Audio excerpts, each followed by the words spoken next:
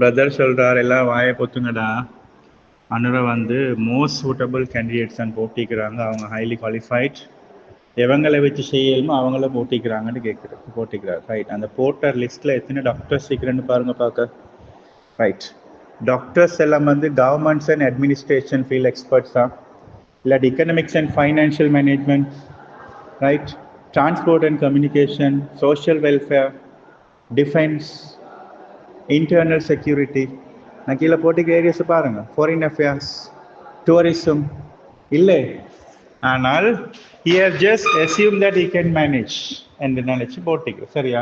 அப்ப அந்த அசியூம் பண்ற லிஸ்ட்ல முஸ்லிம்கள் இருக்கு இல்லையா என்ற கேள்வி ஒன்று வருது. ரெண்டாவது, ரைட், ஒரு கட்சியில் ஏதாவது பிள்ளை நடந்த மாதிரி விளங்கினா அது ஓப்பனா பேசுங்க, பட்டரை பூச வேண்டாம். விளங்கினா எங்கட என்பிபியில எரும மாட்டு கூட்டம் இருக்கிறேன்னு எனக்கு இப்பதான் விளங்கு. நான் நினைச்சுக்கணும் எல்லா நல்ல முற்போக்குவாதிகள் என்று. விளங்கினா இது முற்போக்குவாதிகளில் இவங்க நல்ல பேர் எடுத்துக்கொள்றதுக்காக வேண்டி காந்தியாக பார்க்குறேன்.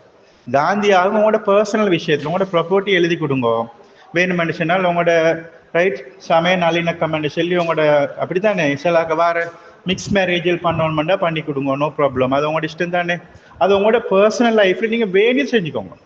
கம்யூனிட்டி ரிலேட்டட் விஷயங்கள் சமூகம் என்று வரும்போது உங்களோட காந்தி தனத்தை நீங்க வீட்டுல வச்சுட்டு வந்து முற்போக்கா சிந்திக்கிறேன்னு சொல்லிட்டு எங்களை சமூகத்தை இல்லைங்கண்ணா அவங்களுக்கு தாரவாத்து கொடுக்குற வேலையில செய்ய வேணும். சரியா? அப்ப இந்த கேபினெட் மினிஸ்ட்ரியில 20 லட்சம் பேர்ல 10% நாங்க அப்ப 2 பேரா வந்திக்கணும், ஒரு ஆளா வந்திக்கணுமே. சரியா? ஏன் பொருள் தரணும்? நாங்க என்ன குடம்மாக்கே சிலைக்கில்லையா போயிட்டு எங்களுக்கு என்ன அப்படி ஒரு ட்ரீட்மெண்ட்? அப்ப சாதாரண குடிமக்கள் தான் ஓட்டு போட்டது. விளங்கினா நானும் ஒரு சாதாரண குடிமகன்.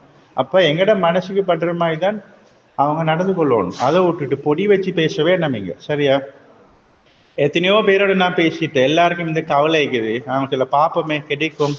ஏன் இந்த செகண்ட் என்ன அந்த செகண்ட் ஹேண்ட் அந்த ட்ரீட்மெண்ட் எங்களுக்கு தர நாங்க பிராண்ட் நியூ இல்லையா? ரைட். இதை சமாளிக்க வேணும். இவங்க இப்படிதான் என்பிபியில நிறைய பேர் நிறைய கட்டங்கள்ல அட்டிச்சு விட்டுட்டு பிறகு வந்து சமாளிக்கிற வேலை நிறைய செஞ்சு. சரியா? இப்ப அதைத்தான் இப்பயும் செய்ய பார்க்கறான்னு நான் நினைக்கிறேன். அப்படி நடக்கக்கூடாதுன்னு தான் எங்கடைய பிரார்த்தனை. நாங்களும் மிச்சம் கனவுகளோட இல்லைங்கன்னா மிச்சம் ஆசையோட தான் இந்த அரசாங்கத்தை கொண்டாடுறதுக்காக வேண்டி வேலை செஞ்சுக்கிறோம். எங்களை ஏனிது நாங்கள் செஞ்சுக்கிறோம். சரியா? 1-2 பேர் ஓப்பனா கடைக்கு போனவங்க வரது வந்து செல்ல வேணாம். ரைட். நீங்களாம் வாய் பொத்துங்கடா. பிமல் ரத்நாயக்க வந்து முஸ்லிம்களுக்காக வேண்டி பேசலையா? அவர் எங்கடாக்களை விட பெட்டர் இல்லையா? அதெல்லாம் பெட்டர் தான். நீங்க இதுக்கு மட்டும் ஒரு காரணத்தை சொல்லுங்க. இல்லைங்கண்ணா சும்மா படம் காட்ட வேணாம். எக்ஸ்பர்ட்னா என்னடா மண்ணாங்கட்டி எக்ஸ்பர்ட் இல்லைங்கண்ணா. ஒரு எம்பிபி 4-5 எம்பிபிஎஸ் டாக்டர்ஸ் 4 துறையில போட்டிக்கிறேன். Yes they are qualified. ஆனா அவங்க அந்த பர்டிகுலர் ஃபீல்ட்ல குவாலிஃபைட் இல்லை. அப்ப நீங்க சமாளிச்சுக்கிறீங்க, உங்களுக்கு தெரியுமா அவங்க செய்வாங்கன்னு சொல்லி. அந்த சமாளிக்கிற லிஸ்ட்ல முஸ்லிம்ஸ் இருக்கு இல்லையா? முஸ்லிம் ஸ்ரீலங்கால இல்லையா? இது ஒன்றும் இல்லை. எங்கட எலப்பாளி சமூகம்னு தெரியும், சமாளிச்சு கொள்ளையில் என்ன மாதிரி ஒரு பொய் ஒன்று சொன்னால் இவன் ஏற்றுக்கொள்வான்னு தெரியும்.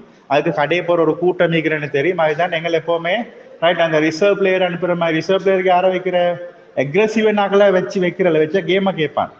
அப்பாவி ஒருத்தன் இருந்து அவனை தான் ரிசர்வ் பிளேயரா போட்டேன். அந்த மாதிரி தான் நீங்க நடந்தீங்க. ரைட். இந்த கடை போறவங்களுக்கு தான் நான் இந்த வயசு சொல்றேன், தைரியமா சொல்றேன். ரைட். என்பிபி சப்போர்ட்னு சொல்லிக்கொண்டு எனக்கு அந்த கடைக்கு போகவோ இல்லாட்டி சாயம் பூச்சோ அவங்களுக்கு வெள்ளை அடிக்கவோ தேவையில்லை. நாளை கண்டாலும் ஐ வில் வாக் அவே, அது பிரச்சனை இல்லை. Right. But talk to the point please. எரும மாடுத்தனமா பதிவு வைக்க வேணும். விலைங்க நீங்க பெரிய ஆக்கள் இல்லை இந்த என்பிபி சப்போர்ட் பண்ணாக்கெல்லாம். நீங்க நபிமார்களும் இல்லை விலைங்கண்ணா, பெரிய முஜத்தித் மாரும் இல்லை. நீங்க சொன்னது கேட்டுக்கொண்டு நாங்க வாய் பொத்துக்கு நிற்கிறதுக்கு